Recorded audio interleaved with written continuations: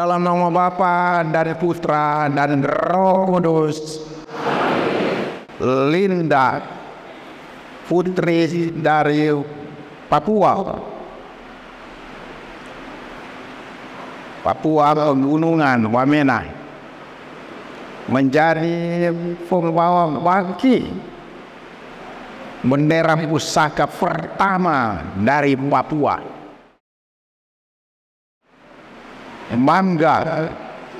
Banggalah orang Papua. Kita yang ada di Papua juga bangga karena terjadi sebuah hal yang istimewa, luar biasa. Hari ini juga kita berbangga karena kita mengenangkan para perintis, guru-guru dan katekis yang datang membawa kasih Tuhan di Papua, khususnya di Papua Selatan. Kita boleh bangga bahwa mereka datang dan mereka berhasil, dan kita semua ini adalah hasilnya. Jadi jangan sombong yang adalah baik, karena itu celaka kalau kita anak-anak, cucu-cucu dari para perintis dan sekarang kita mulai sombong, tampil sombong seolah-olah kita yang paling hebat. Kita mengkhianati para perintis. Saudara-saudara sekalian yang terkasih, pada Semiloka di Aula Gereja Kristus Terang Dunia Waena, Jayapura, tanggal 21 dan 22 Maret 2022, Dr. Bernarda Meterai, dosen Universitas Cendrawasih dan peneliti sejarah, berkata, sejarah persebaran agama Katolik di tanah Papua berhubungan dengan hadirnya agama Katolik di Kepulauan Kei, Maluku Tenggara. Terungkap dari cerita ini bagaimana para perintis ini sungguh memiliki iman yang kuat, iman yang dalam, seperti bangsa Israel kita dengar dalam bacaan pertama tadi. Mereka mengatakan kepada Yosua, kami beribadah kepada Allah. Kami beribadah kepada Allah, hanya pada Tuhan kami akan beribadah, hanya kepada Tuhan. Para perintis juga demikian, hanya kepada Tuhan. Mereka beribadah kepada Allah, beribadah kepada Kristus. Mereka menyerahkan diri sepenuhnya. Dikatakan mereka tidak membawa kekayaan, mereka tidak membawa harta benda, dan mereka datang ke Papua Selatan bukan untuk mencari kekayaan. Datang ke Papua bukan untuk mencari kekayaan. Mereka datang karena mereka beriman kepada Allah. Konsekuensi beriman kepada Allah ialah datang diutus. Mereka percaya pada Allah seperti seorang anak sepenuhnya menyerahkan diri kepada orang tua, total. Itulah lambang dari iman kepada Allah, seperti seorang anak total menyerahkan diri kepada Allah, tidak mengandalkan kekayaan, tidak mengandalkan kekuatan, tidak sombong seolah-olah hebat. Para perintis menunjukkan iman yang sejati. Dan selanjutnya saudara-saudara sekalian, mereka bukan hanya beriman, tetapi iman itu dibuktikan dengan kesaksian hidup. Karena bahaya kita sekarang ini juga beriman, tapi hidup brengsek, tidak memberi kesaksian. Para merintis tidak, mereka beriman dan mereka memberi kesaksian hidup tentang Kristus dan tentang ajarannya kepada orang Papua, termasuk Papua Selatan, dan hasilnya ada. Kita sekalian, orang beriman senantiasa membawa hasil yang dikehendaki Tuhan. Sebaliknya, yang kafir bukan membawa hasil, tetapi membawa kerusakan. Dan saudara-saudara sekalian yang luar biasa, para perintis berani mengambil resiko. Bayangkan datang dari datang kemari, pasti melewati banyak kesusahan dan kesulitan. Memang bukan hanya perintis juga perintis Tanimbar atau perintis lain. Mereka mengambil resiko. Resiko pertama adalah tinggalkan sanak saudara, tinggalkan harta yang ada di dan datang ke Papua. Luar biasa para guru dan katekis ini berkorban, rela menderita demi orang lain. Tetapi saudara-saudari yang luar biasa juga, para perintis sadar bahwa ada balasan dari Tuhan atas tindakan kasih mereka. Seperti Yesus mengatakan, orang-orang seperti mereka lah yang mempunyai kerajaan Allah.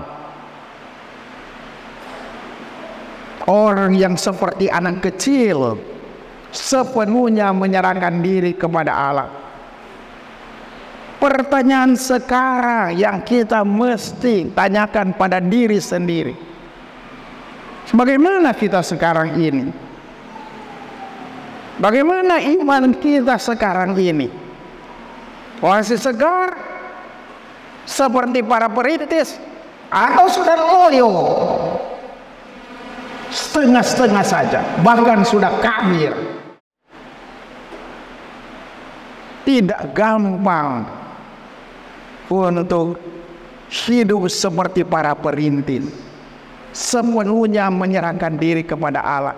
Terlebih di zaman modern ini, telah muncul banyak dewa-dewi modern. Dan tidak jarang kita juga orang Katolik sekarang ini pilih dewa daripada Tuhan. Apa itu dewa modern? Uang. Kita perlu uang memang, tapi lain kali sudah menjadi dewa, dikuasai kesenangan-kesenangan duniawi, telah menjadi dewa dewi. Bukan cuma itu, jabatan. Kita berlomba-lomba mencari jabatan, walaupun kita merusak orang lain, menghina orang lain, merendahkan orang lain, bahkan tidak jarang membenci gereja karena tidak dapat jabatan. Jabatan sudah menjadi dewa modern. Tapi bukan hanya itu jabatan, alat komunikasi modern yang sebenarnya diciptakan untuk saling berkomunikasi, saling mencetak. Tapi sekarang alat komunikasi modern telah menjadi alat dari setan. HP bagus, tapi sementara bisa lihat HP, lupa Tuhan, browsing terus. Saya sering kali lihat juga para pastor, ya, ada pastor sementara misa, tapi berbunyi, dia kasih stop itu misa. Halo, halo, halo, ada di mana? Mungkin yang jawab bilang ada di neraka. Bagaimana alat komunikasi modern telah menghancurkan persaudaraan dalam keluarga. Masing-masing punya HP, akhirnya tidak berkomunikasi. Padahal alat itu alat komunikasi. Alat komunikasi ini juga seringkali telah merusak masyarakat. Munculnya rupa-rupa hoax. Bahkan kepada uskup pun mereka hoax. Dan yang hoax itu anak atau cucu merintis. Saya bilang jujur saja seringkali, ya, bukan sebagai alat untuk menggembirakan. Tidak gampang untuk beriman di zaman modern ini. Tidak gampang juga untuk melaksanakan ajaran Kristus yang telah disebarluaskan oleh para perintis. Tapi yang terjadi seringkali, kita yang mewarisi hidup para perintis, kita saling membenci. Tiada persatuan internal. Mungkin orang-orang K, internal orang-orang Tanimbar, internal orang-orang lain. Kita saling membenci, saling bermusuhan. Terjadi kelompok K lawan kelompok Muyu. Pernah terjadi. Padahal kasih sudah dibawa oleh para perintis. Bukan kebencian, bukan kekerasan. Para perintis juga yang luar biasa, mereka datang berkeluarga, tapi mereka setia dalam ikatan perkawinan. Dan kesetiaan itu yang menjadi kesaksian sehingga banyak orang jadi Katolik. Itu keluarga yang baik. Keluarga datang dari K, datang dari Tanimbar dulu. Tapi sekarang seringkali keluarga rusak, terjadi perselingkuhan. Padahal orang Katolik, karena apa? Sudah ada duit. Dulu kasihan, barangkali mereka masih miskin, menyerahkan diri kepada Tuhan. Sekarang menyerahkan kepada setan. Dan akhirnya keluarga rusak. Kita bertanya sekarang, bagaimana dengan iman kita? Dan yang luar biasa juga dari para perintis, mereka tidak takut. Mereka berani ambil resiko. Tapi kita sekarang seringkali timbul ketakutan sebagai orang Katolik. Kalau mulai kolekte berjalan, hati-hati, mau kasih duit lagi kepada gereja. Nanti usung jadi kaya, pastor jadi kaya, hati-hati. Mulai ada ketakutan untuk memberi.